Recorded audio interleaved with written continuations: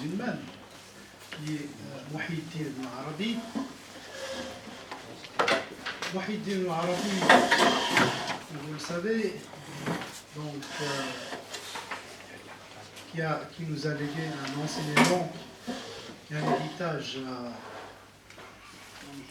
immense.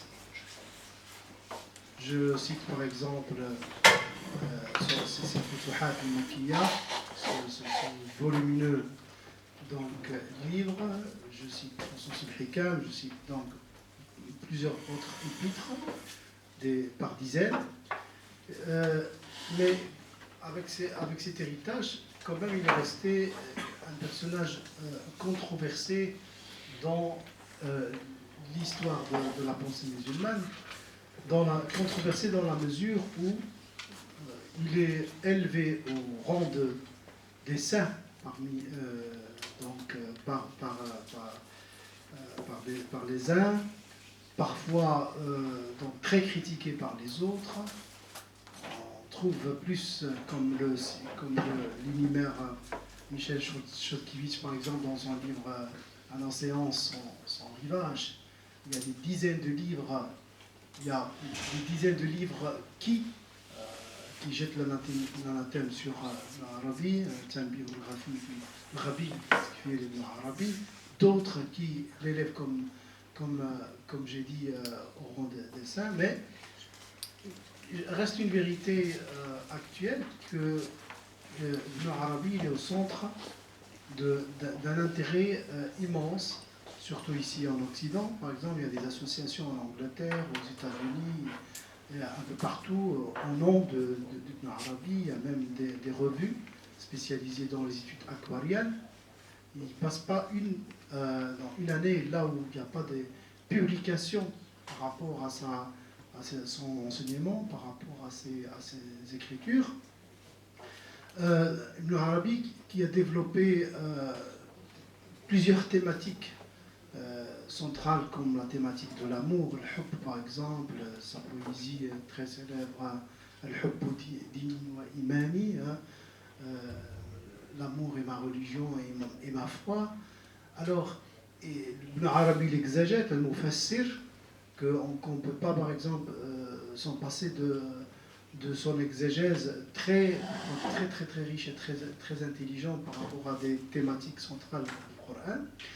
Donc, la conférence de notre professeur s'intitulera Ibn Arabi, quel enseignement pour notre temps? Sans tarder, je vais lui passer la parole.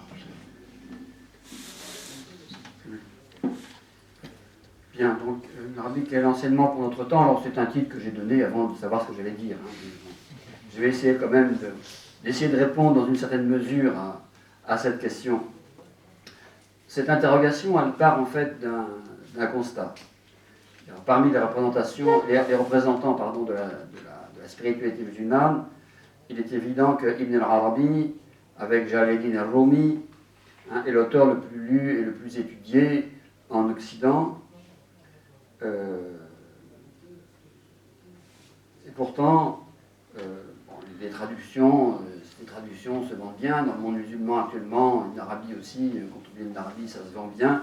Donc, est-ce qu'on le lit, c'est une autre question.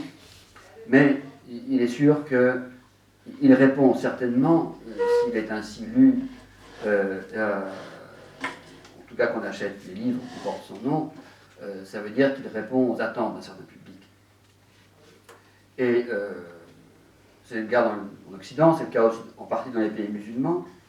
Peut-être qu'il faut faire une distinction entre les pays arabes où l'évocation de son nom est souvent problématique, alors que dans d'autres pays comme la Turquie, l'Iran, les Indes, etc., au contraire, son nom est en général cité avec beaucoup plus d'admiration, de respect, voire de vénération.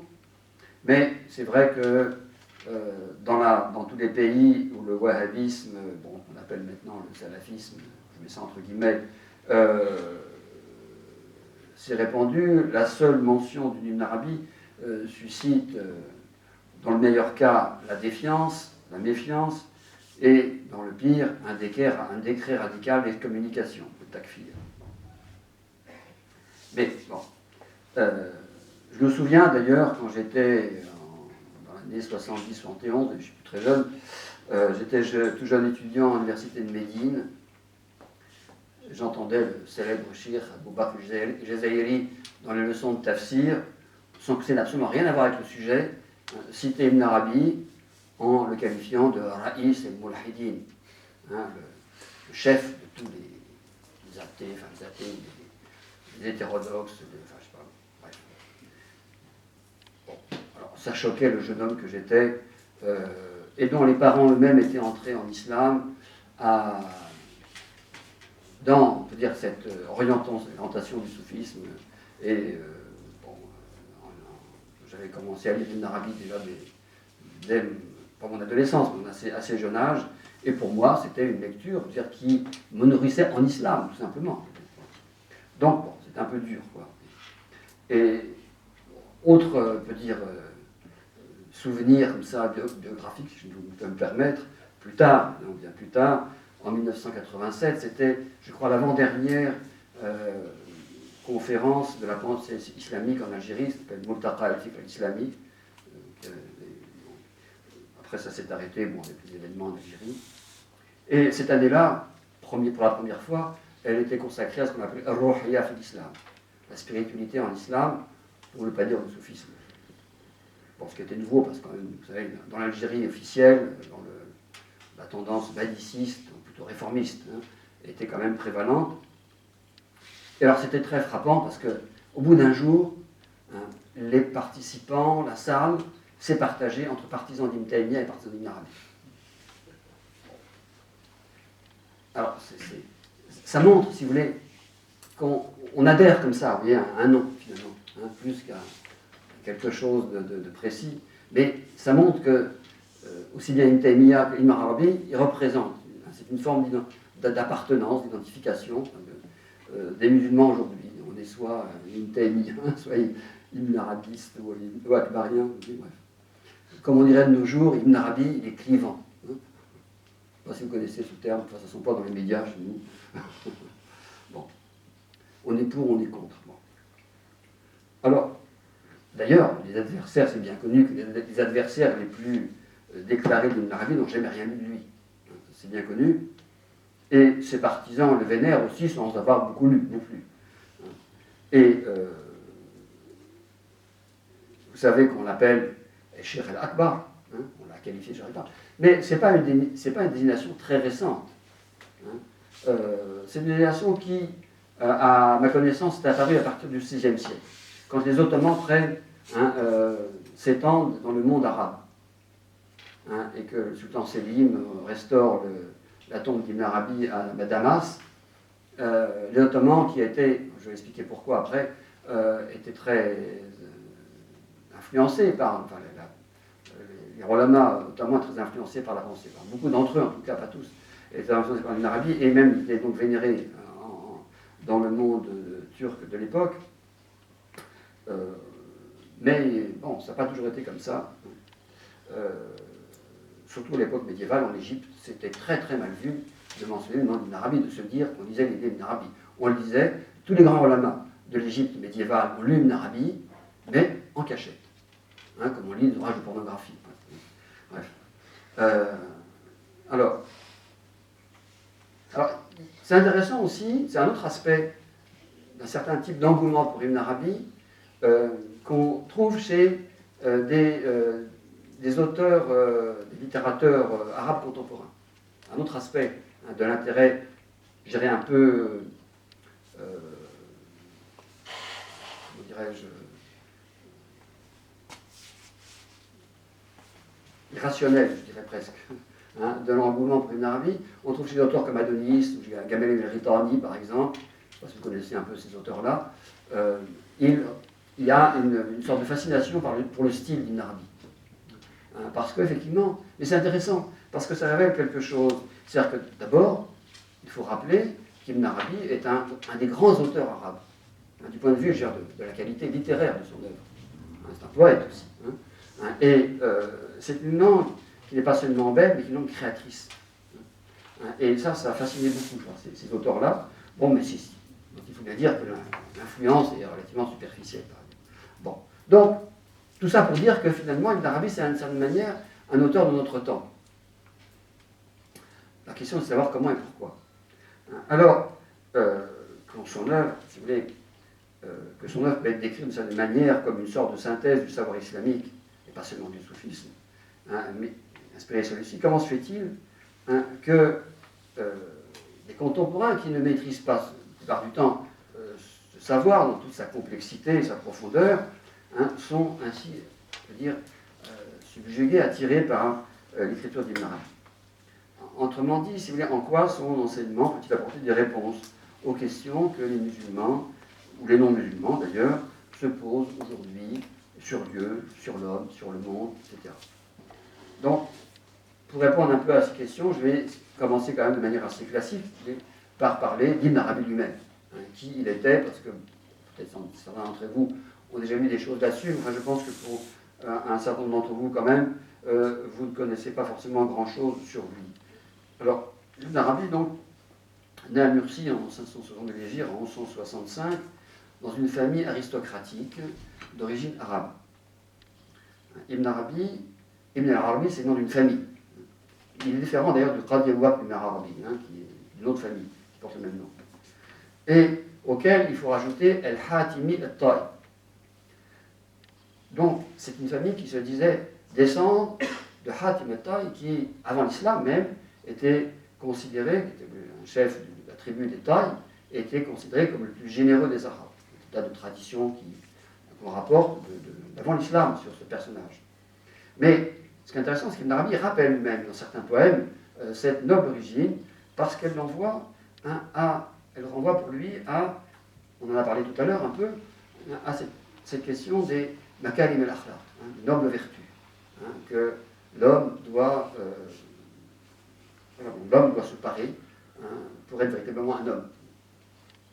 Et qui, la vertu de générosité était évidemment parmi les vertus les plus importantes chez les Arabes. Alors qu'il est tout jeune encore, donc il est de Murcie, il est né à Murcie, mais son père se met au service des Almohades. Vous savez que quand il naît, donc les Almohades, la dynastie almohade s'est établie, a pris la place des Almoravides en Maghreb et en Andalous, et son père, qui est un personnage important déjà à Murcie, se rallie aux Almohades et se met au service des Almohades. C'est un des cotables, un haut fonctionnaire, on peut dire, de l'État almohade.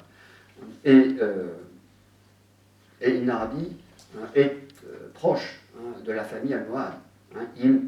Et c'est comme ça d'ailleurs qu'il a cette première expérience spirituelle qui va l'amener justement à quitter totalement ce monde. Il racontait tardivement, quand il était en Orient, à quelqu'un qui l'interrogeait un peu sur ses débuts, qu'un jour il était avec un prince almohade, qui était un des fils d'Abou Yaqub Yusuf, le grand sultan almohade, le calife, c'est-à-dire, les Almohades eux-mêmes, et qui le voit prier de manière si humble, qui se dit, mais si ce personnage qui est si important, qui est appelé à régner plus tard sur tout l'ensemble de l'Occident musulman, est si humble devant Dieu, c'est que quelle importance a le pouvoir, et ce qui compte, c'est Dieu. Voilà. Et c'est vraiment, d'après ce qu'il dit, ça provoque sa conversion à la vie spirituelle. Il quitte totalement la vie de ce monde, cette vie presque princière, c'est dans laquelle il a été formé, en tout cas aristocratique, et sa condition sociale, qui est importante dans sa formation quand même. Il n'a pas eu de formation religieuse au départ.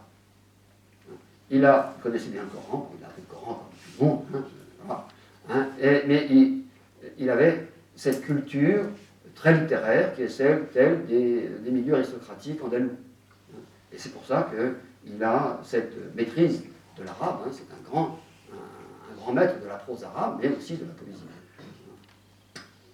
Il est le premier à avoir utilisé le muashah, cette poésie spécifique andalouse, strophique, pour parler du soufisme, par exemple. Donc il y a une dimension littéraire chez lui, et qui vient de son milieu. Mais il quitte tout ça, il se retire pendant presque un an dans un cimetière, dans une grotte, très jeune déjà. Hein, il vit une vie d'ermite, il a rompu totalement avec ce monde, hein, et il reçoit, parce qu'il n'arrive à beaucoup parler de vie dans son œuvre. Hein. C'est très dispersé dans son œuvre, mais il y a énormément de renseignements autobiographiques. Hein, ce qui fait qu'on a pu, Claude Arras écrit un livre, Ibn Arabi ou la quête du soufre rouge, qui est une biographie spirituelle et intellectuelle d'Ibn Arabi, à partir de tous les éléments qu'on trouve dans son œuvre, qui sont très riches. Et donc, si vous voulez, il n'a pas du tout suivi la voie du soufisme, hein, qui consiste à suivre patiemment la voie, avec tout un aspect d'ascèse, de discipline spirituelle auprès d'un maître. Hein. Il a une sorte d'ouverture spirituelle, de fath, qu'on dit en islam, enfin dans le soufisme, hein, des visions. Hein, au cours d'une vision, par exemple, les trois fondateurs du monothéisme lui apparaissent. Hein, Jésus lui recommande le détachement total du monde. Moïse lui prédit qu'il obtiendra la science inspirée. Alors, ça a rapport avec l'épisode de la Sourate El-Kahf, hein, où Moïse reçoit l'enseignement de la Hadir qui représente cette science inspirée, l'Aïm al-Adouni. Et il a une vision aussi en même temps de Mohammed, le prophète, hein, qui lui dit Tamassal, hein, tiens-toi fermement à moi. Et donc il a déjà, très précocement, cet héritage prophétique multiple qui le pénètre. Et il considérera d'ailleurs, du point de vue de sa vocation spirituelle, Jésus comme son premier maître. Alors, Jésus dans un ordre subtil, si vous voulez, évidemment, mais et parce que vraiment son début dans la voie spirituelle est marqué par le zuhd, le renoncement total au monde. Sur le mode christique, Jésus est représenté souvent dans la tradition musulmane, Jésus c'est le modèle de celui qui renonce au monde. Et c'est qu'une fois sorti de sa retraite, qu'il va commencer très progressivement à suivre des maîtres. Donc il a suivi en quelque sorte la voie de manière inverse ce qui est le cas habituel, c'est-à-dire que quelqu'un se fait attirer par la voie spirituelle, se rattache à un maître et voilà, progresse par tout un travail d'exercice spirituel, de progression à travers ce qu'on appelle les maqamat et les ahwal, les stations et les états spirituels, jusqu'à arriver à l'illumination. Lui, il a commencé par l'illumination, d'une manière. Mais, comme on dit dans le soufisme, celui qui a une telle expérience de ravissement en Dieu, à l'origine, il doit repasser de cette manière. Il doit repasser par ce qu'on appelle le suluk, le cheminement initiatique auprès des maîtres. Et son premier maître, d'ailleurs, est un personnage intéressant. Son premier maître, c'est un shir ommi. C'est un homme illettré, mais qui lui apprend vraiment l'orientation totale vers Dieu. Un shir originaire du Portugal aujourd'hui, mais qui vivait aux environs de Séville, chez Ahmed el-Roriabi. Et jusqu'à là, d'ailleurs, il suit en ce moment ce maître, et son second maître, je ne vais pas vous parler de tous ses maîtres, parce qu'il en a dit un très grand nom, Youssouf el-Koumi, lui au contraire, c'est un homme savant qui l'initie au soufisme, pour en parler. C'est-à-dire que, une fois, il raconte qu'il trouve son maître lui passe la Risale de Prochayali. La Risale de Prochayali, c'était le manuel, on peut dire classique, qui resté jusqu'à nos jours d'ailleurs, du soufisme. Et bon, d'abord, il tremble, parce qu'il est impressionné par son maître. Mais il dit, j'avais jamais entendu parler de soufisme avant. C'est intéressant. Il n'a jamais entendu parler. C'est là qu'il commence à découvrir le soufisme dans cette littérature produite par les orientaux. Et qui a, disons, à l'époque, dans l'Orient musulman, avait déjà pénétré l'Occident musulman depuis quelques temps, depuis au moins un siècle. Et alors il passe la première partie de sa vie entre l'Andalous et le Maghreb, à se mettre au service des maîtres, et puis ensuite à raconter. Il a déjà atteint sa maturité spirituelle, à rencontrer des maîtres dans tout l'Andalous et le Maghreb. Et alors beaucoup de ces maîtres sont des disciples d'Abou Madian.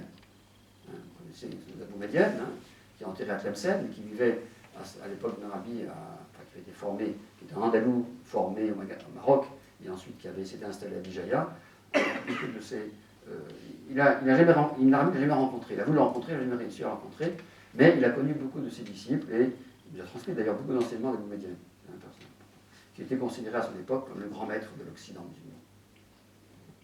Et Abou Madel, justement, était le représentant de ce qui s'était passé dans l'époque qui précède Ibn Arabi, où s'est opérée une synthèse entre les différents mouvements de spiritualité, entre une spiritualité andalouse spécifique, très, je veux dire, très intellectuelle et métaphysique, et avec certains personnages, comme Ibn al-Arif, Ibn Barajan, comme ça, et qui ont produit des œuvres très profondes.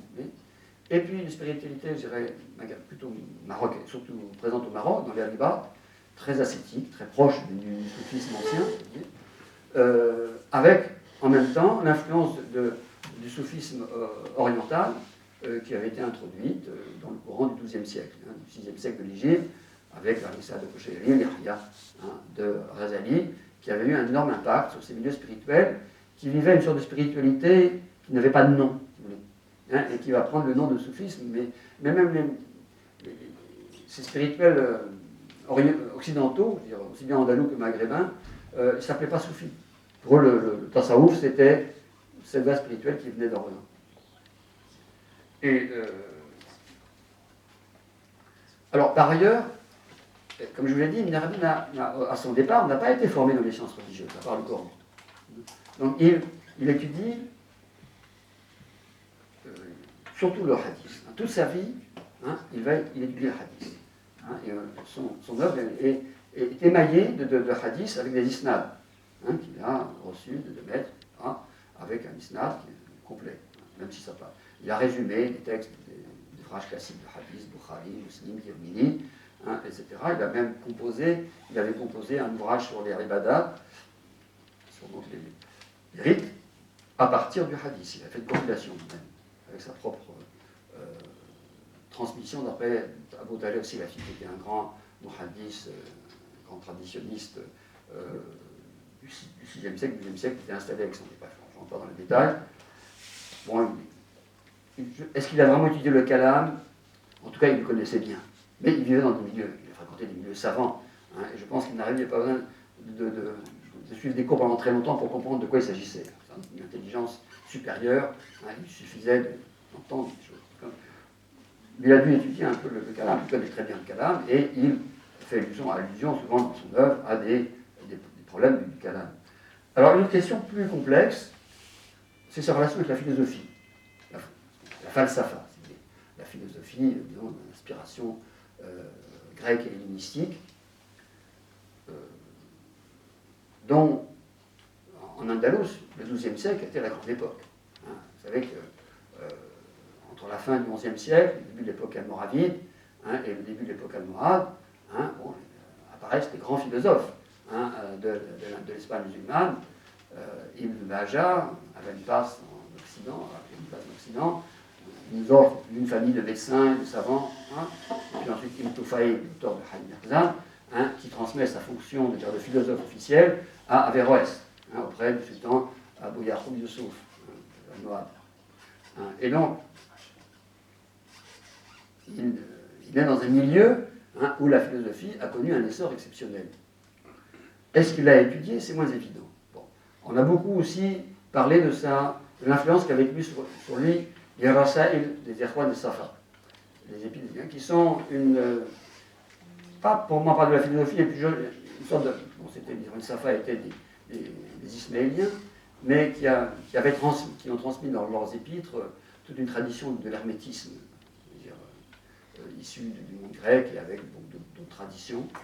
Alors, Ibn Arabi l'a peut-être connu ou pas, en tout cas, il connaît bien la cosmologie, qu'on trouve dans ce type de littérature. Voilà. Mais, ce qui est important, alors, on n'a pas l'impression qu'il a étudié vraiment la philosophie, il a entendu parler. Mais, ce qui est quand même remarquable, et c'est là qu'il va jouer un rôle absolument transformateur dans l'histoire du soufisme, c'est que le soufisme, jusqu'à son époque, se contentait, c'est pas mal, de parler vraiment de la voie spirituelle, c'est comment accéder à Dieu, à travers l'épuration de l'âme, les stations spirituelles, jusqu'à arriver à la connaissance par Dieu, par l'illumination, la contemplation, etc. Et puis, voilà. Et puis, on abordait la question des haqa'iq avec prudence. Razali dit bien dans l'Ihya qui va parler des ilm al-mu'amalat, c'est-à-dire pas mu'amalat au sens jurisprudentiel, hein, mais le mu'amalat au sens des modes de relation avec Dieu, hein, dans la pratique, l'adoration. Et qui ne va pas parler de Mukashafa. En fait, il en parle un petit peu quand même, mais pas trop. Hein, voilà, parce que ce n'était pas des choses dont on parlait.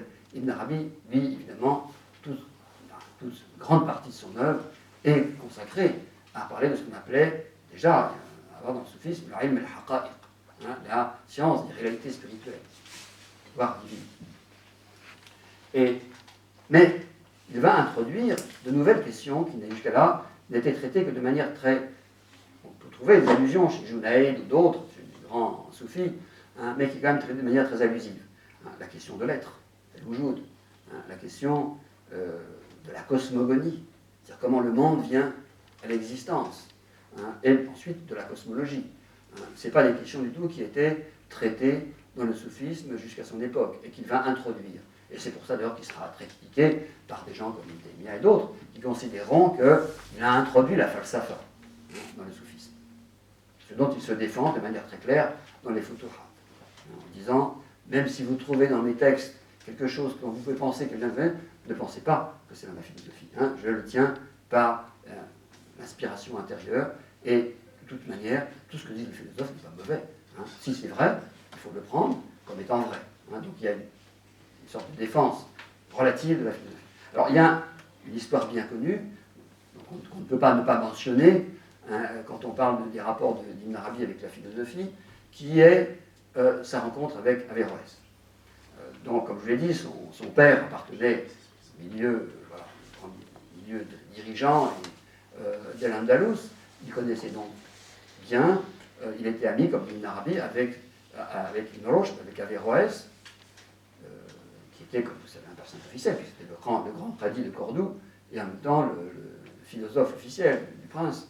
Hein, et alors qu'Ibn Arabi est encore tout jeune, hein, le père d'Ibn Arabi parle à Averroès que son fils a déjà une expérience spirituelle, précoce, et ménage une rencontre, c'était à la fin et Averroès est déjà âgé, et alors c'est Ibn Arabi qui relate, on n'a que la version d'Ibn Arabi. C'est pour ça qu'on a beaucoup discuté sur l'interprétation de cette histoire, mais elle est intéressante en soi. Alors selon Ibn Arabi, donc, Averroès le reçoit avec beaucoup de sympathie, l'embrasse, hein, il est encore tout jeune homme, hein, des marques de déférence, et puis il s'assoit l'un en face de l'autre, et Averroès lui dit, Ibn Rushd lui dit, oui, Naam. Ibn Arabi dit, je lui ai répondu, Naam, oui. Et j'ai vu qu'il était heureux, que j'ai compris ce qu'il voulait dire. Mais quelque temps après, je lui ai dit là. Non. Alors je l'ai vu à ce moment-là blêmir. Et à ce moment-là, Averroès me demande, mais est-ce que ce que vous donne l'inspiration, l'illumination intérieure, l'illumination, le cache, est-ce que c'est la même chose que nous, ce à quoi nous arrivons, nous les philosophes? Alors Ibn Arabi lui dit oui et non. Et entre le oui et les non, hein, les esprits se détachent de leur matière et les coups se détachent de leur corps. C'est un peu énigmatique hein, comme histoire, mais ça veut dire quoi? Alors en plus, ce qui est intéressant, c'est ce que remarque Michel Chepkevich, c'est que cette histoire est rapportée dans un chapitre des Futuhat où il est question, entre autres, de la résurrection des corps. Or, la question de la résurrection des corps était un problème pour les philosophes. Parce que ce n'est pas quelque chose qui est rationnel, hein, qui est difficile à admettre pour la raison, hein, que le corps, hein, et qui relève vraiment voilà, de la science divine, hein, inspirée. Hein. Enseigné aussi bien pour les trois monothéismes, mais je veux dire, qui a toujours posé problème, et aux philosophes en particulier, hein, parce que pour eux, l'ascension intellectuelle hein, est fondée sur le détachement de l'esprit du corps. Hein. Plus l'esprit, l'intellect est détaché du corps, plus il s'élève. Alors l'idée que l'esprit doit revenir vers le corps, pour les philosophes, c'est incompréhensible. Et ce que Ibn Arabi veut dire à Averroès, et que Averroès a bien compris, c'est que, oui, c'est vrai que vous, les philosophes, et il faut bien comprendre que la philosophie à l'époque, la philosophie musulmane, elle n'est pas, c'est pas ce qu'on appelle la philosophie aujourd'hui, qui est une pure spéculation mentale. C'est une philosophie qui est un rang encore très proche de la philosophie hellénistique et grecque ancienne, qui est une vraie voie spirituelle, mais par l'intellect, par une sorte d'épuration, d'élévation de l'intellect. Et Ibn Arabi reconnaît la possibilité, la vérité de cette voie, mais avec ses limites. Parce que le aql, l'intellect, à un moment, il s'arrête. Il s'arrête, il y a des choses qui le dépassent. Et pour lui, la science, vraiment la science inspirée, elle est niwara et taour el-aql. Elle est au-delà du domaine de l'intellect. Donc c'est ça, le oui et le non. Oui, d'accord. On est d'accord sur jusqu'à une certaine limite, mais une limite que vous, les philosophes, vous ne franchissez pas et que nous, les gens de la voie spirituelle, nous franchissons parce que nous renonçons à l'intellect. Bon, je traduis comme je peux. Voilà. Mais bon, cette question de rapport entre Ibn Arabi et la philosophie est importante, et elle est complexe. Elle est complexe. Et je pense qu'elle est importante pour nous aujourd'hui, si vous voulez, parce que voilà, cette question, elle se pose à toutes les époques, finalement. Jusqu'où on peut juger des réalités spirituelles par son propre intelligence. Voilà.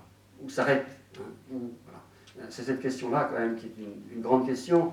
Et, bon, quelle que soit l'interprétation qu'on donne de la rencontre avec Averroès, il y a quand même beaucoup d'enjeux. Et jusqu'à notre époque, je dirais. Mais, en tout cas, si vous voulez... Alors, Ibn Arabi, donc, il répond à des questions de théologie, par exemple, de manière souvent très simple, d'ailleurs. Il a un regard, sur l'ensemble du savoir islamique. C'est ça qui est particulier par rapport, je dirais, au soufisme classique. Je vous donne quelques exemples simples. Bon.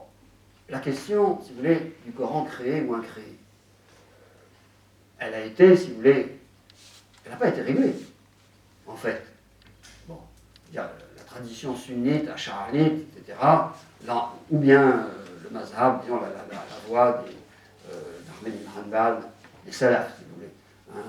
Les ahl, qu'on appelle les ahl al-hadith, les gens de la tradition, l'a emporté, si vous voulez, par rapport aux mu'tazilites, pour qui le Coran a été créé. Mais le débat, il n'a pas été vraiment réglé. Ibn Arabi, lui, il dit, mais c'est très simple, il n'est pas dit très simple, il dit, la parole divine, le Coran, si vous voulez, en tant qu'il est une parole divine, il est forcément incréé, puisque c'est un attribut divin, la parole divine. La parole est un attribut divin, c'est une sifa. Sous ce rapport-là, on peut dire que le Coran est incréé, dans la mesure où c'est la parole de Dieu. Apparemment, c'est une parole prononcée, articulée par les hommes, c'est une parole créée. Il ne faut pas dire que c'est incréé, quand même. Quand vous prononcez le Coran, vous n'allez pas dire que vous faites de l'incréé, quand même. Vous l'articulez, vous l'écrivez sur des papiers ou du parchemin. Mais il résout le problème de manière très simple. Ça dépend sur quel plan on se situe. À l'autre de s'enfermer dans un débat théologique impossible, voilà, voyons les choses de manière simple. Bon, et la même question sur le plan de la philosophie, une des questions sur lesquelles Razali avait critiqué très fortement les philosophes, c'est pas que Razali, c'est la question de l'éternité du monde. Pour les Grecs, le monde est éternel. Et les philosophes musulmans avaient repris cette idée-là. Ce qui, évidemment, est inacceptable du point de vue théologique. Le monde ne peut pas être éternel puisqu'il est mordaf. Il n'est pas revenu, Dieu l'a créé, donc il n'est pas revenu à l'existence, il n'est pas éternel par définition, puisqu'il doit, à un moment, disparaître. Mais Ibn Arabi répond aussi de manière un peu plus complexe, peut-être.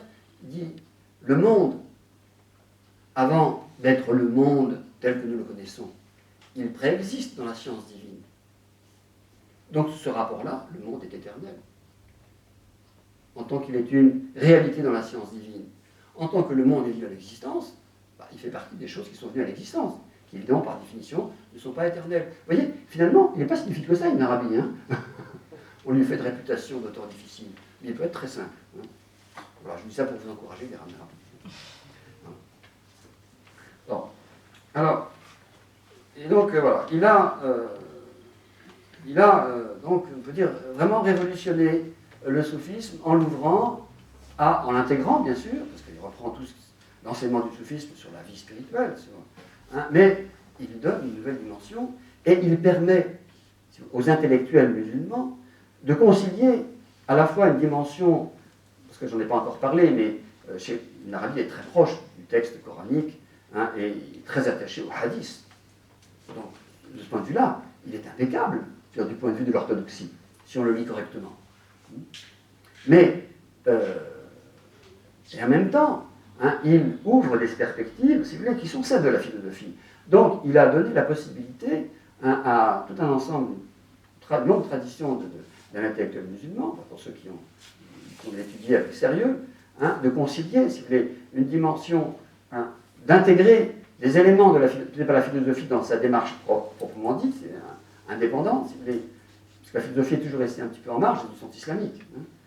Mais il a permis d'intégrer tout un ensemble de problématiques et toute une vision du monde, parce qu'il a intégré aussi la cosmologie. La cosmologie, c'était la spécificité de la falsafa, de la philosophie d'inspiration analytique. On n'en parlait pas tellement dans les sciences religieuses islamiques avant, sauf pour ce que le Coran en dit.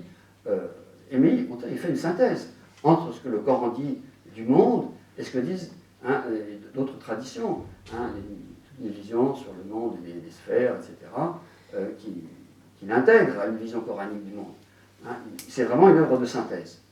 Et c'est en ce sens-là qu'il a eu un rôle décisif et qu'il a marqué vraiment, non seulement le soufisme intérieur, mais je dirais la pensée musulmane, qui vient après lui. Et voilà. Donc, pour revenir à sa vie, donc, il reste donc, sa vie se partage en deux. La première partie se déroule dans l'Occident musulman, entre l'Andalous et le Maghreb. Il passe dernière année, presque une année entière, à Tunis, chez un certain maître tunisien, Abdelaziz el-Mahdaoui, qui était aussi un disciple d'Abou Madian, avec qui il a une relation très étroite et à qui il a dédié les Futuhat, quand il commençait à les écrire à la Mecque. Et il part en 598, en 201, pour l'Orient et pour ne jamais revenir en Occident. Donc c'est vraiment à la charnière du 11e, du 12e et du 13e siècle. Et sa vie se partageait entre les deux siècles. Alors, ce qui est intéressant de remarquer avant de quitter définitivement, plus ou moins définitivement, l'Occident, c'est qu'en Occident, il a une vie de faqir, de simple disciple, et parce que précisément sa famille a été proche du pouvoir, il fuit le pouvoir. Il n'a aucune relation avec les gens de ce monde, qui veulent pourtant, qui le sollicitent plusieurs fois, il s'en échappe à chaque fois, et il vit la vie d'un homme au service des maîtres, etc., ou en rencontrant des maîtres, et d'une existence discrète. Ça va être tout à fait différent en Occident. En Occident, il arrive d'abord en Égypte, où il passe peu de temps. Il fait la connaissance du soufisme officiel, les khanqa. Les khanqa, c'est des institutions soufis qui existaient déjà en Iran et qui avaient été introduites en Syrie et en Égypte par les Noureddin Zendi déjà, ensuite Saladin et ses successeurs ayyoubides, qui régnaient sur l'Égypte, la Syrie à l'époque, et le Hejaz, la Mecque et Médine. Et il est étonné de ces gens qui se disent soufis. Pour lui, ça, c'est bizarre. Quand il dit je suis soufi, ça ne se disait pas en Occident. Ça montre qu'il y avait... Et il se rend ensuite dans les villes saintes, donc la Médine et la Mecque, surtout, en passant par Jérusalem. Il passe à Jérusalem d'abord, Médine et la Mecque. Et son séjour... Alors, oui, j'ai oublié de mentionner une chose, c'est qu'il a commencé à écrire en Occident musulman. Et on a gardé de cette une œuvre déjà très importante que ce qu'il avait apporté avec lui.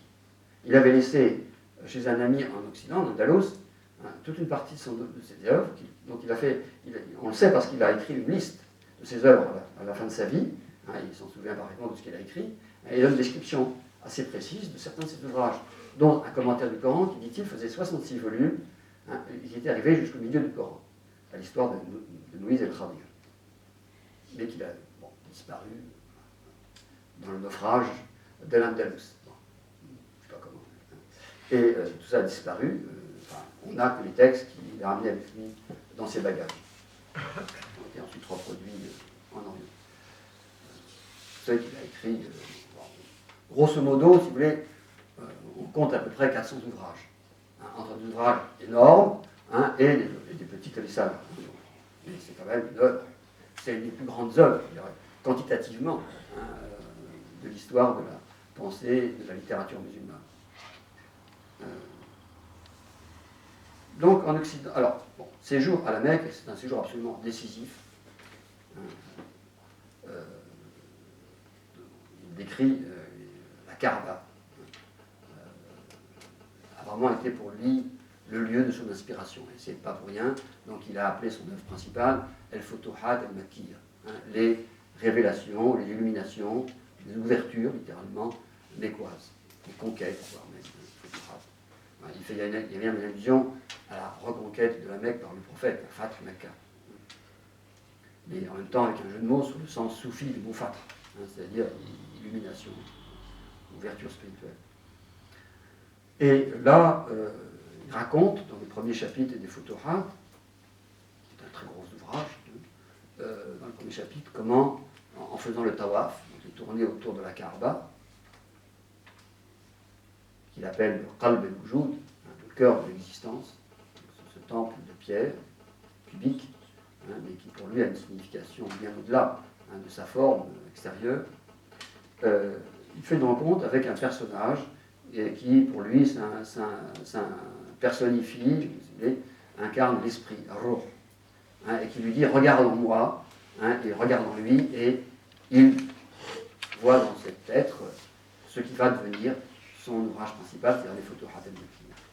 Donc, il a pris hein, de ce Ruh, disons, incarné, hein, en quelque sorte, tout cette... C'est intéressant comment l'homme devient un livre.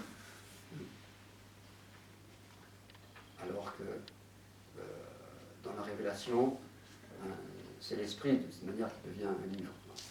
Bon, il y a un rapport, évidemment, et ça explique aussi pourquoi l'importance du Coran dans son œuvre.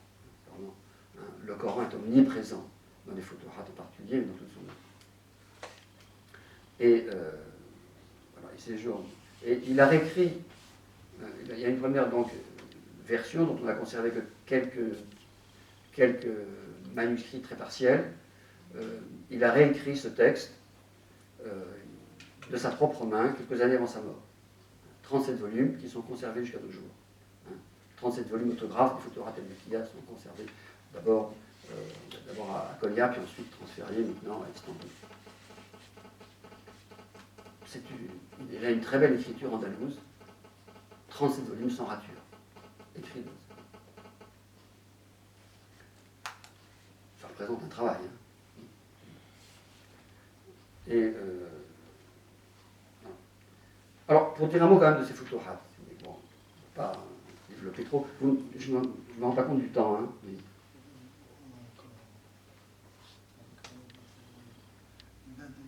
Bon, d'accord. Bon, rapidement, si vous voulez, la première partie concerne les principes divins à l'origine du monde, les principales catégories d'hommes spirituels, le devenir de l'homme, puis les rites interprétés de manière spirituelle, enfin, de manière à la fois juridique et spirituelle, montrant le rapport entre les divergences des fuqaha et la signification que ça peut avoir sur un autre plan. Et puis il passe ensuite à la réponse aux questions de Tirmizi. Hakim et Tirmizi est un auteur très important pour lui. Hakim qui est un auteur ancien, qui est mort, disons, dans à peu près 300 de l'Hégire, donc contemporain du soufisme classique, Junayd, Khalaj, etc. Et il a écrit un ouvrage qui s'appelle Khatm al-Awliya, le sceau des saints, dans lequel il pose la question, bon, il y a eu le sceau de la prophétie, le prophète, mais il doit y avoir aussi un sceau des saints, qui sait. Et il pose une série de questions à celui qui doit révéler celui qui sera le sceau, non pas de la sainteté de l'âme, mais qui est le sceau des saints et qui pourra dire qui est le sceau des saints. Donc, de sa manière, quel est l'homme qui pourra répondre à... Alors, il y a toute une série de questions, presque 200 questions, qu'il pose dans cet ouvrage-là, et Ibn Arabi est le premier qui a répondu, et le dernier d'ailleurs. Personne d'autre que lui, dans les Futuhat, il y a tout un passage. Il avait déjà répondu, puis il a repris ce texte dans les Futuhat. Il répond aux questions de Hakim et Tirmizi. Et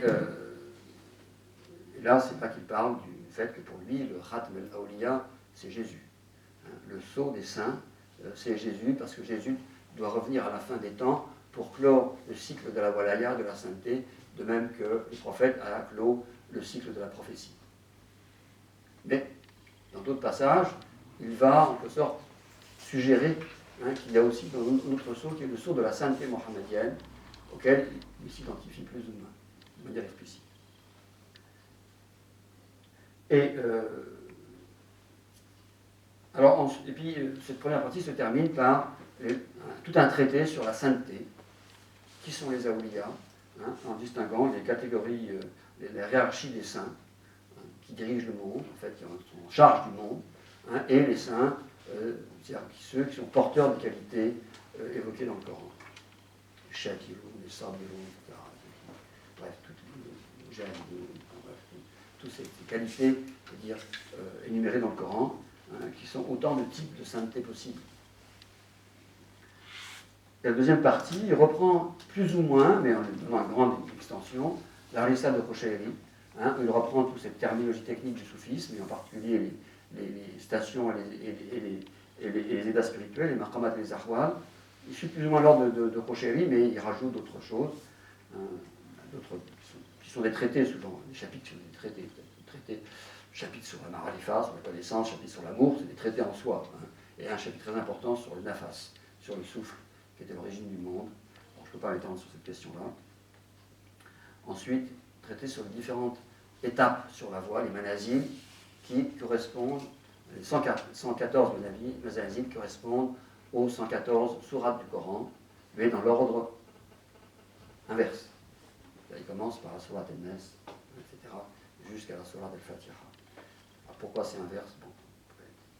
Et puis les monazalat, qui sont des modes de rencontre entre Dieu et l'homme, qui comportent des chapitres très importants sur la cosmologie, où il reprend à la fois une cosmologie inspirée de la cosmologie traditionnelle, en partie grecque, mais avec des perspectives très nouvelles, et qui peuvent être très intéressées, qui ont pas mal intéressé des gens qui s'intéressent au rapport entre la spiritualité et les sciences modernes, la physique quantique, etc.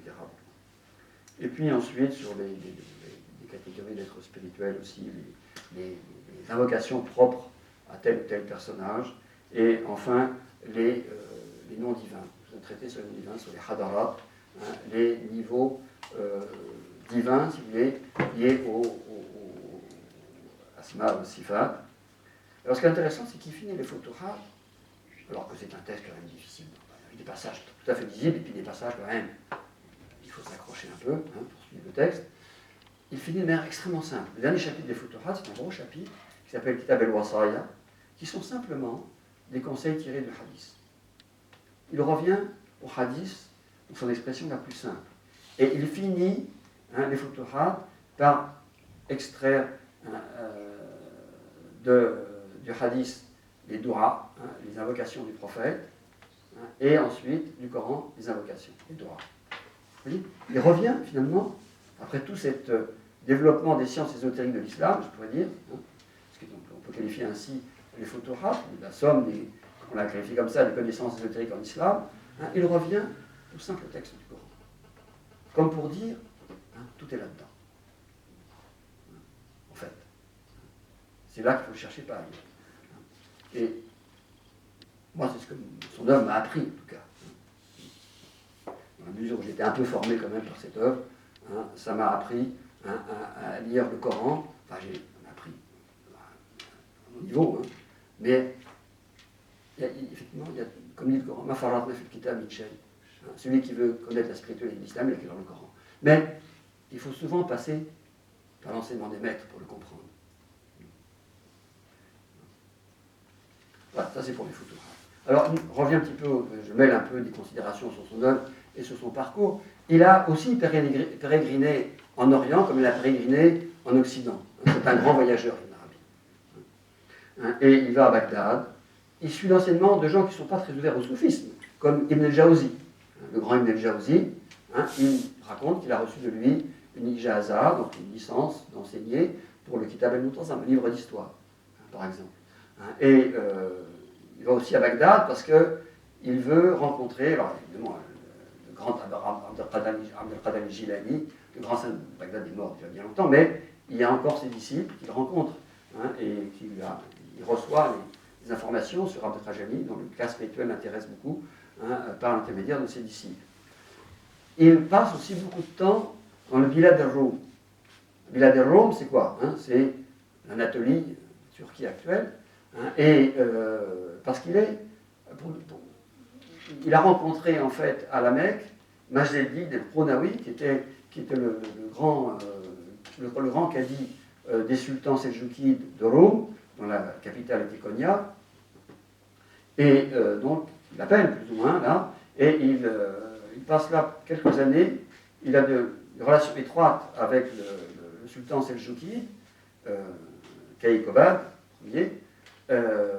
Voilà, il vit dans un univers où il est reconnu comme un grand savant et reçu par les princes. Ça sera la même chose quand il viendra, c'est-à-dire définitivement en Syrie ensuite, où il aura des relations étroites avec certains princes ayyoubides. C'est tout le contraire de sa situation en Occident. Et ce qui est important pour son séjour en Anatolie, donc à Konya et dans d'autres villes, c'est que son ami Majd el-Din meurt, et Ibn Arabi prend son fils, pratiquement comme fils adoptif, Sadr el-Din el-Qurnawi, qui va devenir. Ibn Arabi a trois disciples.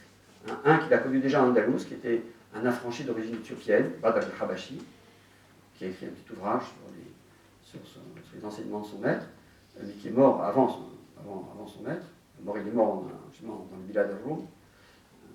Et Ibn Arabi raconte sa tristesse pour la mort de ce disciple très, très proche. Un autre qui s'appelait Ismail ibn Saoudaki, qui était d'origine arménienne et qu'il a rencontré en Égypte, et qui a eu un rôle important après sa mort parce qu'il a commenté certains des ouvrages de son maître à partir des enseignements même que son maître lui avait donnés. Le Kitab al-Tajalliyat en particulier, l'ouvrage de Théophanie, dont il a laissé un commentaire et d'autres textes. Et puis ce Sadr el-Din el-Qurnawi, qui était très jeune à l'époque, qu'il a élevé, et qui, après sa mort, et à qui il laissera en héritage toute sa bibliothèque. Et Sadr el-Qurnawi revient ensuite à Konya, sa patrie d'origine, et il a donné en waqf cette bibliothèque avec les manuscrits orthographes d'Ibn Arabi, copiés par des proches disciples, et ça a été conservé jusqu'à nos jours. Il faut reconnaître aux Turcs le mérite d'avoir conservé tout ça. Et bon, maintenant ça a été un peu dispersé dans différentes bibliothèques turques, mais on a grâce à ça, et c'est assez exceptionnel en islam, un nombre relativement important d'œuvres orthographes d'Ibn Arabi. Ça, c'est tout à fait exceptionnel. Mais ce n'est pas seulement ça qui est important, c'est que par Qurnawi, l'enseignement d'Ibn Arabi sera diffusé dans tout le monde turc, d'abord seldjoukide, puis ensuite ottoman, passera en Iran, aux Indes, etc. C'est-à-dire qu'Ibn Arabi a vraiment une destinée beaucoup plus, favorable dans le monde musulman oriental que dans le monde occidental. Dans le monde occidental, je dirais arabe, finalement, on en parle avec des pincettes. Même les gens du soufisme disent Ibn Arabi, oui, mais attention, etc. Les grands maîtres, ils le lisent, mais ils disent aux disciples, attention, ils ne permettent qu'à des disciples vraiment dont ils sachent, qui sont avancés dans la voie de le lire.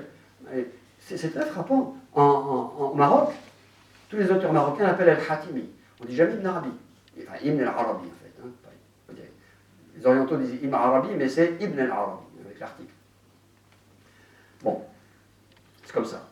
Et c'est passé par, alors aussi la transmission des Fusus al-Hikam, donc je vais dire aussi un mot maintenant, à la fin de sa vie, bon, je passe beaucoup d'œuvres, évidemment, je ne peux pas en parler toutes, Ibn Arabi, à la fin de sa vie, écrit un autre ouvrage qui a un rôle extrêmement important dans la diffusion de son œuvre, qui sont El-Fusus el-Hikam, hein,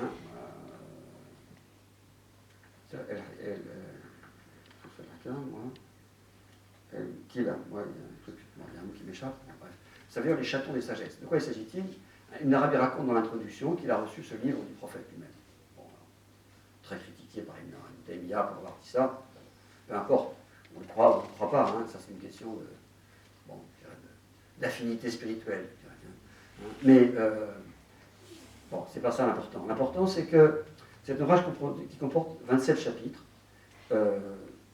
qui commence toujours par Fas, Hikma, comme pour le premier chapitre sur Adam, Fas, Hikma Ilahiya, fi kalima Adamiya. Hein, un chaton de sagesse divine dans une parole adamique. Et donc, il prend des versets du Coran concernant Adam, dans le Coran, hein, et il leur donne un commentaire assez ésotérique sur l'homme universel, sur lequel je vais parler, un Issa Kamil, hein, au début. Et il fait ainsi pour chaque prophète, il commente en fait des versets du Coran sur tel ou tel prophète. Alors, il y en a 27. Dans le Coran, il y a 25 prophètes nommés, si vous voulez. Il en rajoute 2, Shif, le fils d'Adam, 7, hein, et Khalid ibn Sinan, qui est un personnage qui est apparu peu avant l'islam en Arabie, dont le prophète avait dit Wa nabiyyun daya'u qawm. C'est un prophète que son peuple n'a pas tiré profit. Et il inclut dans cette liste, dans ces 27, alors 27, évidemment, symbolique, mais 27 c'est proche de 28, bon, 28 de l'alphabet. Alors, donc c'est une somme, si vous voulez. Alors, par rapport au Futuhat, si vous voulez, c'est un texte qui aborde de manière beaucoup plus franche, je dirais, explicite, les grandes questions métaphysiques. Et sur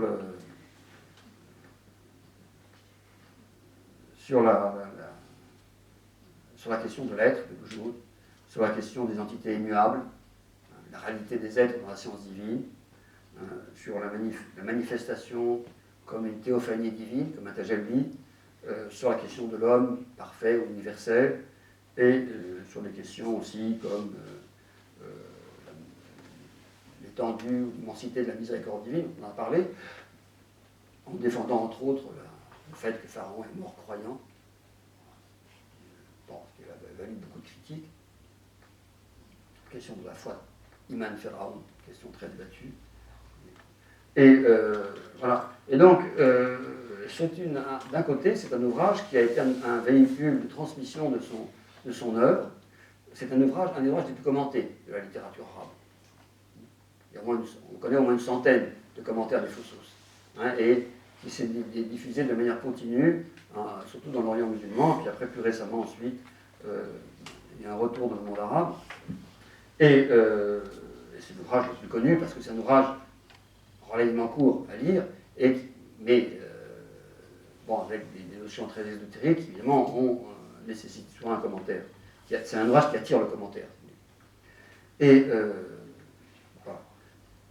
Alors, donc, Ibn Arabi finit sa vie à Damas, comme vous le savez, où il est enterré, et sa tombe a été rénovée.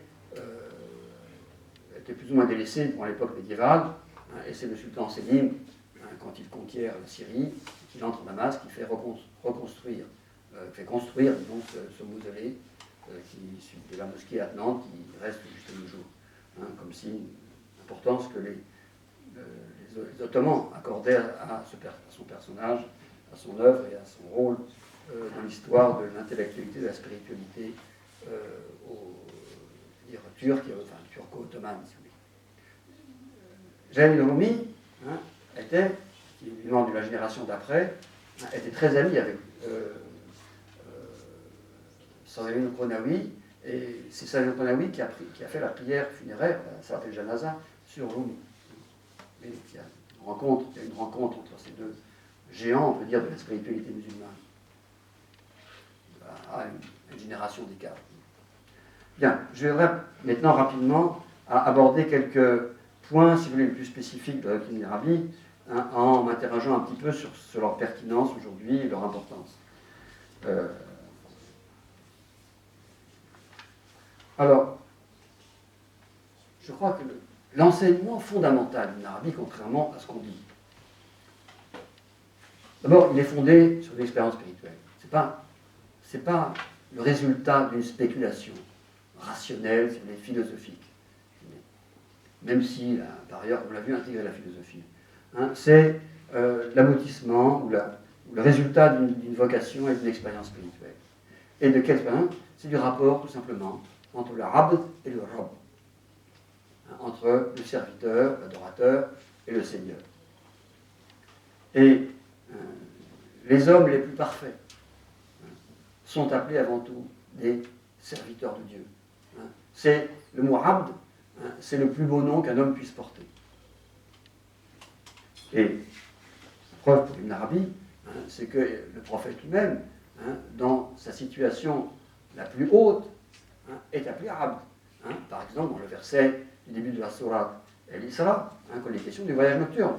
Le prophète, Subhanallah asra bi abdihi, laylan, etc. Gloire à celui qui a fait voyager de nuit son serviteur. Il n'a pas dit qu'il a fait voyager de nuit Muhammad, il a dit son serviteur.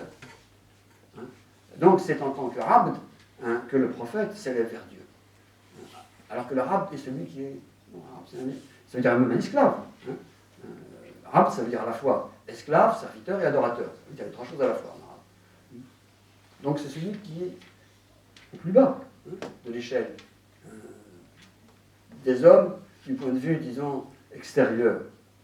Mais c'est la qualité que le prophète lui-même a choisie pour lui-même quand il a à choisir entre un prophète roi ou un prophète serviteur.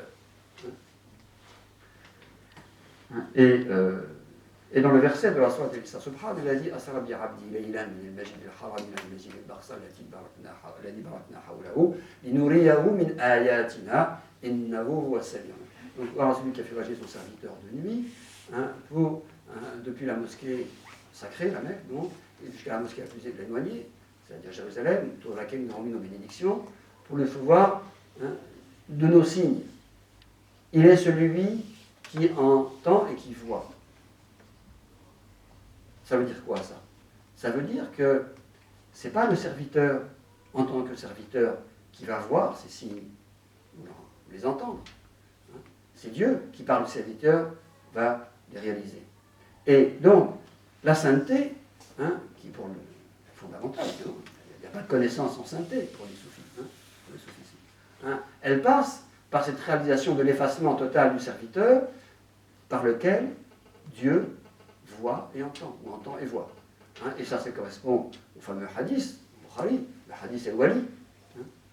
Mon serviteur ne se rapproche pas de moi par quelque chose que j'aime le plus que ce que je lui ai imposé, et il ne cesse de rapprocher de moi par les offres surrogatoires, jusqu'à ce que ce soit l'ouïe par laquelle il entend, la vue par laquelle il voit, la langue par laquelle il parle, etc. Vous connaissez tout ce hadith. Et donc, c'est cette réalisation de cette walaya, où le serviteur est investi par la présence divine, en tant que serviteur. Et ça, c'est vraiment l'enseignement fondamental d'Ibn Arabi. La rouboudiya, la réalisation, tahqiq al-rouboudiya, par rapport à la rouboudiya. Donc, moi je ne cherche pas à défendre l'orthodoxie d'Ibn Arabi, mais quand je lis Ibn Arabi, c'est ce qui s'impose à moi, avant tout. Il parle beaucoup plus que ça de la question de l'oujoud. Et c'est pour ça d'ailleurs qu'il emploie comme dans le soufisme toujours l'expression Arif billah, alim billah. Et le Arif billah, ça veut dire celui qui connaît Dieu, celui qui connaît par Dieu. En traduisant par les gnostiques, mais ce n'est pas une très bonne traduction. Il faudrait dire littéralement. El Arif billah, on dit d'un cheikh, El Arif billah, c'est-à-dire celui qui ne connaît pas par lui-même, il connaît par Dieu, parce qu'on ne peut pas connaître Dieu par soi-même, on connaît Dieu par Dieu. Par cet investissement par Dieu de la présence divine dans l'homme. C'est le fait que l'homme. Et même chose, si on prend le début de la sourate El-Kaf, Alhamdulillah, il a dit Anzala ala abdi kitab, pas ala Muhammad. C'est en tant que le serviteur et serviteur qui peut recevoir la parole divine, bien sûr, dans le cas du prophète, mais c'est vrai aussi de tous ceux qui lisent le Coran, de manière spirituelle. Ils se mettent en situation de talarti, de réception de la parole divine. Et c'est en tant qu'ils sont le lieu de réception de la parole divine qu'ils vont la comprendre, non pas par eux-mêmes, mais par la compréhension que donne Dieu de sa propre parole. Ouais, c'est ça, la voie de la... Et en même temps, c'est pour ça que l'homme finit par s'identifier d'une manière à la parole, que Jésus est appelé la parole. Dans le Coran, le mot parole peut désigner les prophètes, comme dit Ibn Arabi. Par exemple, quand il est dit de Mariam, Sadaqat bi kalimati rabbiha wa kutubihi. Elle a cru dans quoi? Dans les paroles de son Seigneur. Pour Ibn Arabi, c'est clair, c'est les prophètes. Les prophètes en tant qu'ils sont identifiés à la parole de Dieu. Et ces livres. C'est-à-dire les kalimat et les kutub. Voilà. Et bon.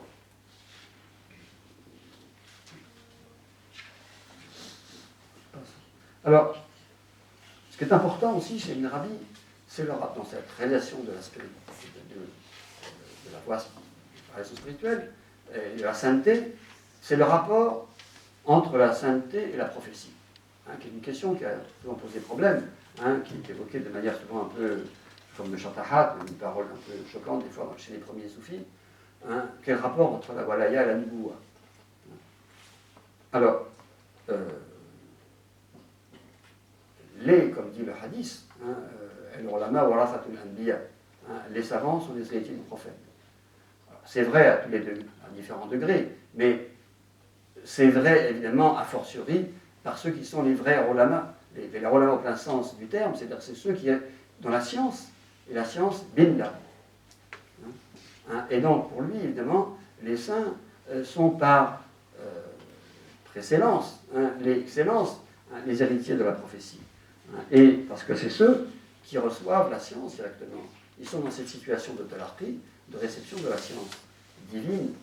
Et donc, comme Al-Khadir, c'est Al-Ilm al-Ladouni, qu'il appelle aussi Al-Ilm al-Ummi, la science illettrée. La plus haute des sciences, pour Ibn Arabi, c'est ce qu'il appelle Al-Ilm al-Ummi, qui est la science du prophète. Parce que le prophète qui était Al-Nabi al-Ummi, celui qui reçoit sa science, qui n'a pas étudié les livres, il n'a pas reçu sa science de l'étude, il a reçu par cette prédisposition à recevoir la science divine. Et c'est pour ça que cette question de la science évidemment est fondamentale chez Ibn Arabi, et que Ibn Arabi aussi est pas le seul évidemment, mais plus que tout autre maître du soufisme, il a insisté sur l'importance de la charia, contrairement à ce qu'on dit. Il y a tout un chapitre des Futuhat, qui, comme j'ai dit, est consacré à l'énumération donc des ibadat. Alors ça c'est pas propre à lui, on est dans ça dans d'autres textes du soufisme, bien sûr, mais à détailler les divergences et les irtilaf, les irtilaf des fuqaha sur telle ou telle question de fiqh, pour en montrer toute la disposition, toute la portée spirituelle. Et parce que pour lui, il dit sharia ayn al-haqiqa. La sharia, dans le soufisme, très de manière classique, on distingue la charia, il faut commencer par suivre la loi, se conformer à la loi, donc le Coran, la Sunna, pour ensuite suivre la voie, la tariqa, puis après on accède à la haqiqa, à la réalité spirituelle. Pour Ibn Arabi, ça ne se présente pas comme ça. C'est-à-dire, la charia elle-même, elle est porteuse de la haqiqa. Pourquoi? Parce que la charia, c'est pas autre chose que la révélation. Ou son explication prophétique. Donc il contient toute la vérité. Et c'est comme ça d'ailleurs qu'il interprète l'histoire de Moïse et d'Al-Khadir. Moïse et le Khadir est là pour faire comprendre à Moïse, qui est le prophète de la loi, toute la profondeur de la loi, justement. Et sa portée finale, le ta'wil. Bref. Et pour lui, d'ailleurs, j'ai pas un cas inclus. Bon, je vais essayer d'aller vite. Et il a eu une grande influence, ce rapport-là. Il y aura chez tout un ensemble de maîtres ultérieurs, parce que il ramène évidemment la loi, si vous voulez, la charia, vraiment à sa source prophétique. Et il sera suivi ensuite par Sha'arani dans ses ouvrages sur le fiqh. Il parle de Aïn et Sharia, qui est la réalité du prophète.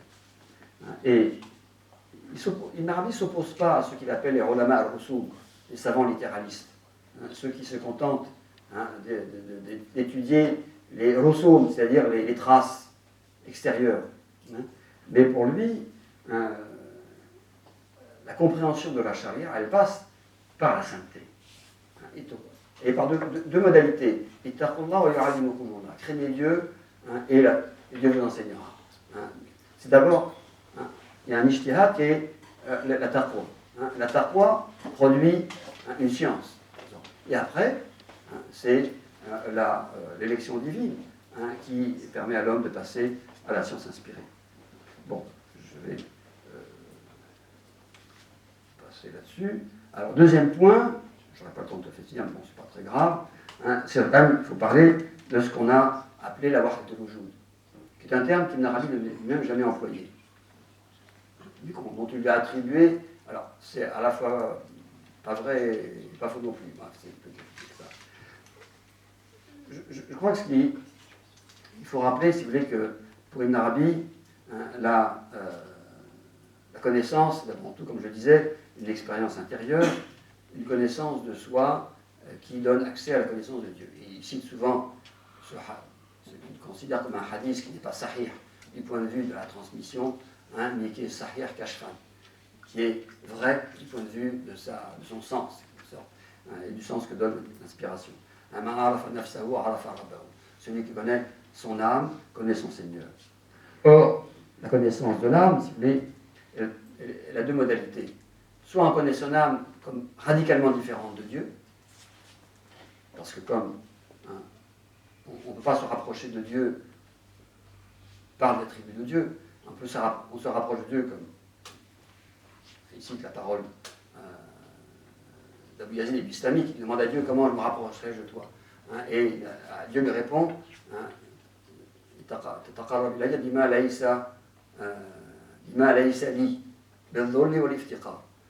Dieu lui répond, rapproche-toi de Dieu par ce qui ne m'appartient pas, c'est-à-dire l'humilité totale et la pauvreté. Donc l'homme réalise la connaissance de Dieu d'abord par sa différence radicale avec Dieu. Il y a une sorte de transcendance de l'homme par rapport à Dieu. C'est en réalisant qu'on est complètement différent de Dieu qu'on réalise Dieu. C'est une voie négative en quelque sorte, la via negativa, comme disaient les spirituels chrétiens. Et ensuite, après, il y a aussi une autre modalité qui est complémentaire, qui est réaliser une certaine forme de similitude ou d'analogie. Dans le verset, par exemple, Laïsa kamithlihi shay, on peut le traiter de deux manières. Il n'y a rien qui soit comme lui, en prenant le cas comme une sorte de renforcement du mythe, mais on peut traduire aussi littéralement, il n'y a rien qui soit comme son semblable. Laïsa kamithlihi shay, sont traduits littéralement. Donc il y a la question du mythe, le semblable. Qu'est-ce que c'est le semblable, le mythe. Et ensuite il est dit, au Coran, wa huwa al-sami' al-basir. C'est-à-dire, huwa, c'est Dieu bien sûr, il est celui qui entend et qui voit. Alors ce sont des attributs divins, certes, mais c'est aussi des attributs humains. Donc il y a une forme de ressemblance quand même. L'homme, la connaissance, est entre le tanzih et le tashbih, entre la transcendance absolue et une forme de similitude. Et là, à ce moment-là, ça passe par une forme de ressemblance avec Dieu à travers, d'abord, la tradition bien connue, biblique et prophétique. Inna Allah khalaqa Adam ala suratihi. Dieu a créé Adam selon sa forme, ou bien son version ala surat ar-Rahman, c'est plus explicite. Donc, qu'est-ce que c'est la forme de Dieu pour Ibn Arabi, c'est le nom divin. Parce que la forme de Dieu, c'est ce qui peut apparaître de Dieu. Une forme, c'est ce qu'on voit en principe, ce qu'on peut se représenter. On ne peut pas se représenter Dieu à son essence. Ibn Arabi est d'accord avec tous les autres musulmans là-dessus. Mais on peut se représenter à travers ses attributs, ses noms et ses attributs. Et c'est en tant que l'homme peut recevoir la totalité du nom divin, qui devient, comme dans l'histoire d'Adam, dans la Baqara, qui Dieu a enseigné les noms, tous les noms, qui peut recevoir cette qualité de khilafa, de représentant de Dieu sur la terre. Pas au sens politique, bien sûr, au sens de la réalisation spirituelle, d'une khilafa d'ordre intérieur. Et par l'expérience, alors ensuite, par l'expérience spirituelle, l'homme réalise, bon, ça c'est une notion classique dans le soufisme, ce qu'on appelle el-fana fillah, l'extinction en Dieu, puis ensuite el-baqa billah. Il y a une sorte de passage par une sorte devant Dieu, l'homme ne peut que disparaître. Sinon il reste une sorte de hijab, de voile entre lui et Dieu, il faut qu'il disparaisse. Mais il y a un moment où Dieu il fait prendre conscience qu'il existe, non pas par lui-même, parce qu'en ce moment-là c'est un voile entre lui et Dieu, mais par Dieu lui-même, el-baqa billah. Donc dans cette expérience-là, se pose la question, mais qui suis-je? Qu'est-ce que c'est l'homme par rapport à Dieu? Et c'est là qu'intervient la question de l'oujoud, la question de l'être. Et la question du passage de l'un au multiple. Et là, effectivement, il y a une certaine ressemblance avec une démarche philosophique, c'est le Plotin dans les Énéades, par exemple, voilà, comment expliquer le passage de l'un au multiple, qui est la grande création de Plotin, et donc d'une tradition spirituelle ancienne, que Ibn Arabi reprend, pas forcément par influence directe, mais parce que c'est dans l'ordre des choses, je dirais. Et que donc, il affirme, effectivement, il parle jamais de Wahd al-Wujud. Wahd al-Wujud est un terme qui a été employé peut-être par son disciple, Saleh al-Kounawi, qui a été repris ensuite par Ibn Taymiyyah de manière polémique, parce que pour lui, ça veut dire la confusion entre le Dieu et le monde, et la création, ce que ça n'a jamais voulu dire, évidemment. Et ensuite, ça a été repris par les disciples d'Ibn Arabi, plus tardifs, qui en ont fait le terme désignant la doctrine métaphysique d'Ibn Arabi. Vous voyez, c'est un nom qui a toute une histoire, c'est très compliqué. Il faut suivre ça, siècle après siècle, si on veut faire un travail sérieux d'histoire de la pensée musulmane. Mais en tout cas, pour Ibn Arabi, c'est clair. El-Wujud wahid, l'être, en tant qu'il est absolu, il ne peut être qu'un. Parce que si je dis il y a deux êtres, c'est de l'ordre de l'impossible. Il ne peut pas y avoir deux êtres, au sens absolu de l'être, bien sûr. Parce que le mot wujud est un mot polysémique. Ça peut désigner aussi bien l'être absolu, et l'wujud el-mutlaq, que l'existence, et l'wujud el-muqayyad, l'existence relative, l'existence du monde. Le mot wujud est un mot qui peut s'employer à différents niveaux. Ibn Arabi lui-même l'emploie à différents niveaux. Et donc il faut faire attention. Il y a wujud chez Ibn Arabi et chez d'autres. Et c'est pour ça que les maîtres du soufisme, certains maîtres du soufisme, disent et-tawhid, tawhid, prétendent affirmer l'unité de Dieu, c'est se plonger dans la boue. Alors c'est très choquant comme expression, parce que le tawhid, par ailleurs, c'est la doctrine fondamentale de l'islam. Mais il faut comprendre ce que ça veut dire. Comment ça veut dire? Ça veut dire que si vous prétendez, alors que vous êtes un être qui se pense différent de Dieu, dire que Dieu est un, ça veut dire que vous vous accordez une existence indépendante de Dieu, sur le plan spirituel, vous voyez. Bon, c'est un peu difficile à comprendre peut-être, mais... Et, bon, d'ailleurs, Imachi, j'ai repris ça dans la Salat Meshishia, fais-moi sortir, extirpe-moi de la boue du tawhid. Alors c'est très choquant, si vous voyez ça d'un point de vue extérieur, exotérique, évidemment, mais ça veut dire que c'est Dieu qui réalise dans l'homme cette conscience qu'il y a d'autres êtres que Dieu. Par ailleurs, il y a bien aussi un ilah et un ma'lou. Il y a bien une divinité et un adorateur, un seigneur et un serviteur, un créateur et une création. Ibn Arabi, bien sûr, je n'ai jamais dit le contraire, évidemment, mais il remonte au niveau le plus métaphysique et il donne une explication du passage des wujud el-mutlaq à l'existence absolue à l'existence relative, l'existence du monde, par une conception de la plus métaphysique possible, d'abord de Dieu, qui descend progressivement dans une série presque hypostase, bon, le terme n'est pas très islamique, il conçoit Dieu d'abord dans son unité absolue, el-ahadiyya, qui est l'unité absolue, l'un qui ne connaît rien d'autre que lui, mais ensuite, il y a une forme de descente, si vous voulez, de tanazul, vers une autre attribut divin qui est la wahidiyya, qui est l'unité divine en tant qu'elle implique la multiplicité. Alors, on pouvait traduire par unicité, multiplicité, pour faire le rapprochement, etc. Et ensuite, on passe au niveau de la uluhiyya, au niveau de la rububiyya, et ensuite, la rububiyya, elle implique la seigneurie divine, et elle implique le Seigneur, le Rab, il ne peut pas exister s'il n'y a pas de Rab. Donc, la création, elle est impliquée dans le divin de cette manière. Elle est différente en même temps.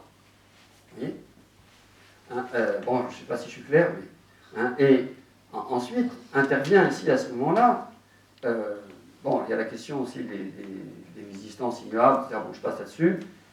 Et il introduit aussi la notion de création. Et donc,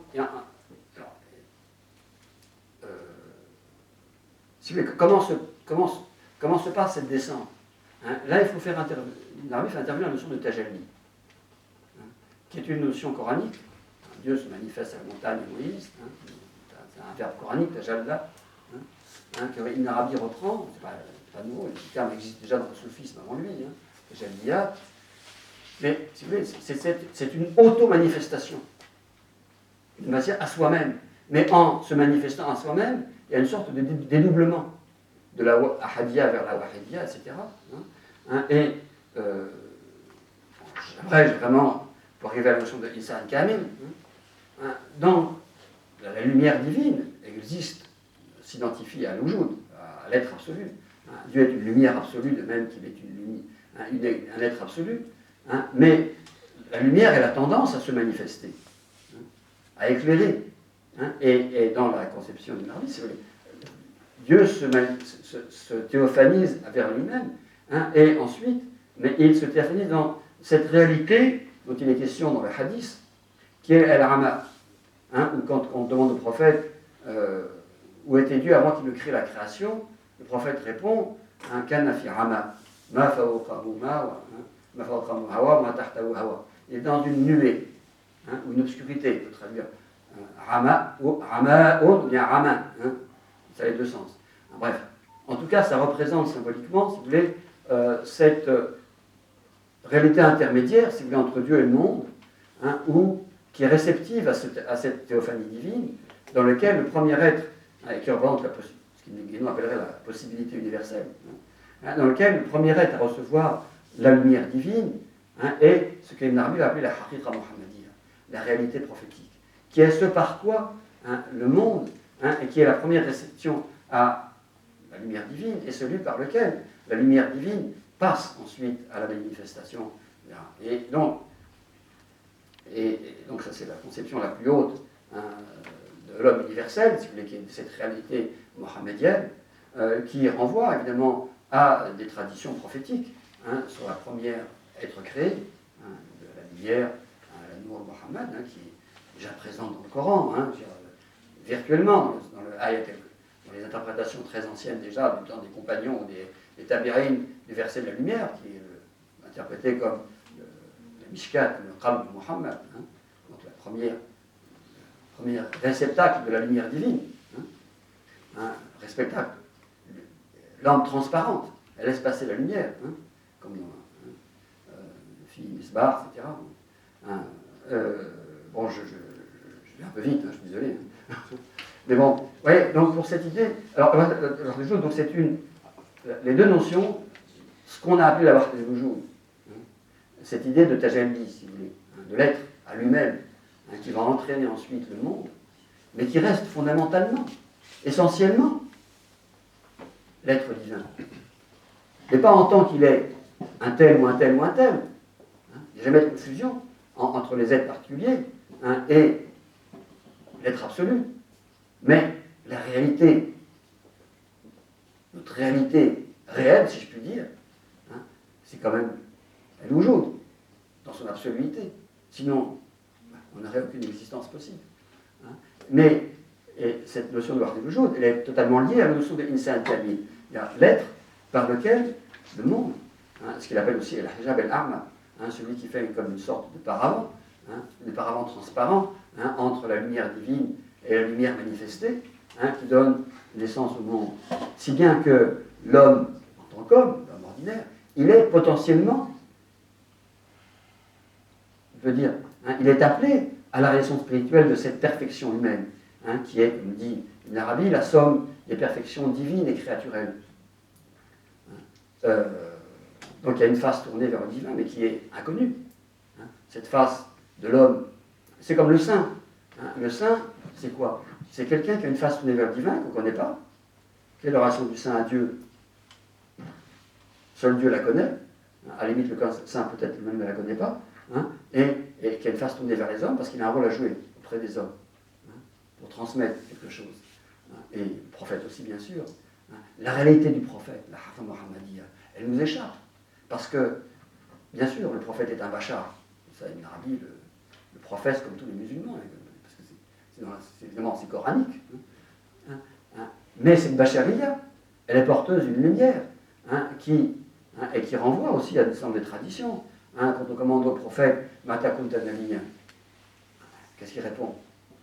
Kuntu Nabiyya. Alors, Ibn Arabi, il a une version qui n'est pas une version très canonique, qui est Kuntu Nabiyya wa Adam Bayna al-Ma'ati, et qui correspond à une autre version, surtout dans les ouvrages de hadith classiques, Adam la Mujamili Finatihi, alors que Adam est accouché, on doit accoucher dans sa glaise.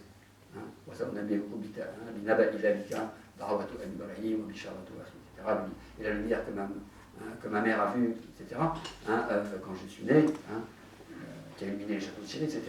Cette lumière qu'on fête pendant le Maolid, pour ceux qui fêtent le Maolid. Voilà, et qui est intéressant. Quand est-ce qu'on a commencé à fêter le Maolid? À l'époque d'Ibn Arabi. Il n'est pas forcément impliqué directement. C'est un autre andalou, Ibn Yahya, qui a écrit le premier texte de Maolid, pour le Malik al-Muzaffar al-Kuburi, qui était un proche, qui était un parent de Saladin et Ayuddin, et qui a été le premier à fêter le Maolid, mais qui a été fêté en même temps pratiquement aussi à Sabt, al-Razafi, Abul Rabbas et al-Razafi, qui a fait fêter aussi. Mais c'est une époque, entre le 12e et le 13e siècle, une époque charnière, où la réalité prophétique va devenir vraiment le centre de la spiritualité musulmane. C'est l'époque où apparaissent les salawats, toutes formes des prières de salawat, le salawat al-Shishiyya par exemple, et d'autres, les prières de Al-Qadjani, Ahmed al-Rifari, Ibn Arabi lui-même. Il a une très belle prière qui s'appelle la Salat Fayouliya, qui est une sorte de résumé de l'enseignement sur l'Insan al-Kamil. Si vous voulez comprendre l'Insan al-Kamil, vous récitez la Salat Fayouliya d'Ibn Arabi. C'est une sorte de résumé extrêmement dense. Bon, il faut comprendre Ibn Arabi d'abord pour la comprendre, mais c'est l'époque, un peu plus tard aussi, où il a composé la Bourda. C'était une époque où vraiment, Ibn Arabi a joué un rôle important.